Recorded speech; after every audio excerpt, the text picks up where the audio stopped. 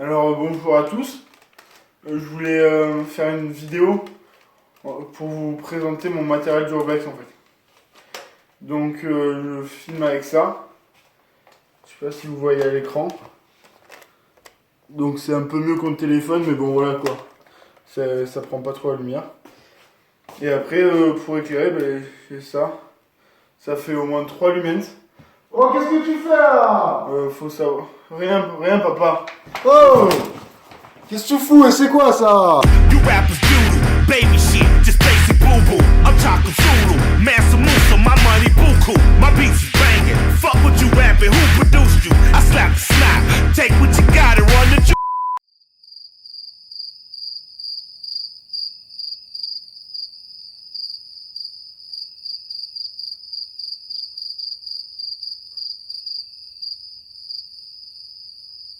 Bah! Aïe! Bonjour à tous et bienvenue sur notre chaîne. Aujourd'hui, on va vous présenter notre matos urbex. Donc c'est tout ça. Voilà. Donc on tourne avec un Canon EOS 80D avec deux objectifs, un 18-135 et un 10-18. Donc plus grand angle et lui c'est pour les angles plus étroits et on s'en sert jamais.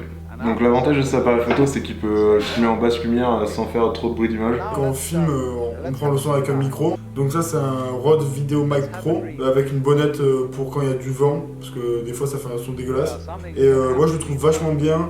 Le seul problème c'est qu'en fait il fait un grésillement tout le long, vous avez dû l'entendre pendant nos vidéos. Donc avec l'appareil photo, on a 3 batteries. Ça nous permet de filmer plus de 4 heures d'affilée sans problème. Donc pour l'éclairage de nos vidéos, on utilise des panneaux LED. On en a 2. On en a 2 qui font 850 lumens chacun. Pour les panneaux LED, on a 7 batteries. Ça nous permet de tenir plus de 14 heures à pleine puissance. Donc sachant qu'un urbex ça dure maximum 4 heures on va dire, c'est bon quoi. Donc l'avantage de celui-là, c'est qu'on peut changer la couleur de température. On peut le faire varier entre blanc et plus orange. Bon, on a aussi deux lampes, c'est des Nightcore EC20, donc elles éclairent à 960 lumens de puissance pendant 1h15 à puissance max. Il y a aussi un mode 1 lumens qui tient 520 heures. Après l'avantage c'est que c'est rechargeable, donc du coup à pleine puissance on peut tenir 5 heures. Elles font aussi stroboscope. Voilà. Ça c'est pour la défense, si quelqu'un vous attaque, là, stroboscope. Par exemple, imaginons, Arnaud m'attaque. Oh non, il y avait une lampe, t'as vraiment éclaté les yeux. Donc on a aussi 2 frontales, donc ça c'est pratique puisque on peut avoir de la lumière et travailler comme on veut avec les 2 mains libres. Et elles ont 58 heures d'autonomie. L'avantage de celle-là aussi c'est qu'elle a un mode rouge. Avec la lumière rouge déjà on est moins repérable. Et en plus de ça on peut regarder quelque chose sans s'éblouir les yeux quand on veut marcher vraiment dans le noir. Après on emporte aussi une tenaille, ça sert à quand on a des grillages ou du barbelé ou quoi, on peut le couper, même si c'est mal. C'est illégal, ne coupez pas tout le barbelé. Le barbelé protégé par l'ONU. Ouais, des trucs. Pour parler, on a aussi 2 Toki. Donc là, l'avantage c'est que si on est dans des sous-sols ou que ça capte pas, on peut quand même continuer à parler. Ça fait à peu près 8 km de portée quoi. Après j'ai aussi un couteau multifonction, donc avec une pince, ça fait aussi pince coupante mais c'est de la merde. Il y a un couteau dedans qui est pratique. Donc même si vous avez des Toki, il faut toujours prendre son téléphone parce que voilà, si vous appelez les secours ou quoi, ils ont pas de Toki. S'ils en ont, mais pas Ouais, pas pour nous. Si vous voulez pas vous encombrer avec un gros support d'épaule, parce qu'en urbex on aime bien être mobile et tout, bon nous on en prend mais bon c'est notre choix pour être plus stable.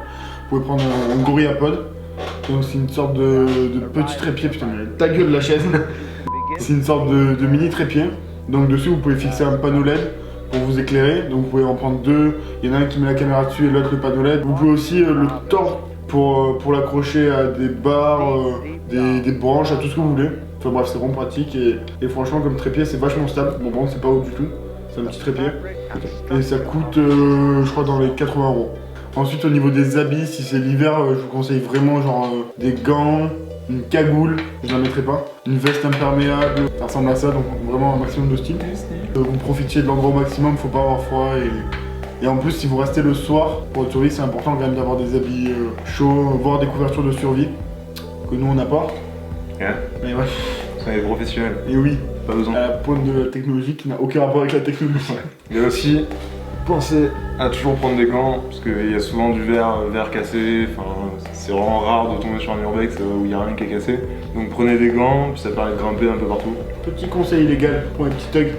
Sachez que si vous allez dans un lieu qui est inhabité moyen, si vous prenez des gants, il n'y a pas de traces d'empreinte digitale. Et du coup, vous pouvez moins vous faire cramer. Conseil de cambrioleur. Et oui.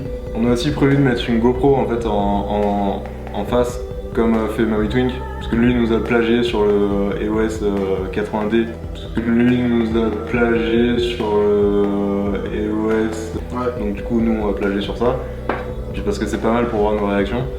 On a aussi vu des vidéos de gens qui montraient leur matos, ils montraient qu'ils prenaient une arme sur les lieux. Donc moi si j'ai un conseil à vous donner, c'est vraiment de pas prendre d'armes.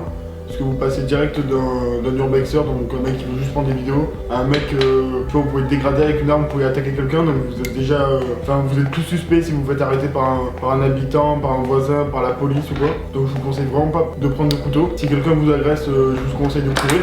Pour sauver votre matos, ça sert à rien de se battre. Quand on a 3 tonnes de matos sur soi, c'est pas le moment de se battre quoi. Partez sans créer d'embrouille, ni d'embrouille.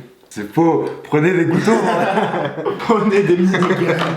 On prend aussi une corde, ça nous sert par exemple dans 30 mètres au-dessus du vide. On a accroché mon sac avec tout le matos dedans et ils ont pu le monter sans avoir à grimper avec en fait.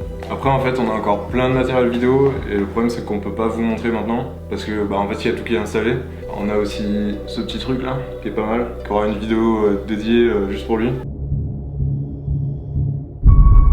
On vous montrera tout notre matos vidéo dans une prochaine vidéo. Donc merci d'avoir suivi la vidéo. Il y aura d'autres vidéos du même format sur le thème de l'urbex. Dans pas longtemps, on vous tirera nos techniques pour trouver des spots d'urbex. Et puis voilà, j'espère que t'as kiffé et abonne-toi. Abonne-toi. Ah, ce vieux geste, ouais. Personne n'a fait ce geste depuis 1990. Hey! Wow! Bunches and bunches, punches is thrown into your frontless. Oodles and noodles, bang bullets at suckers' noodles. Last album voodoo, proved that we was fucking brutal. I'm talking crazy, half past the clock is cuckoo. You rappers doodle, baby shit, just basic boo boo. I'm talking Zulu, Mansa Musa, my money buku, my beats is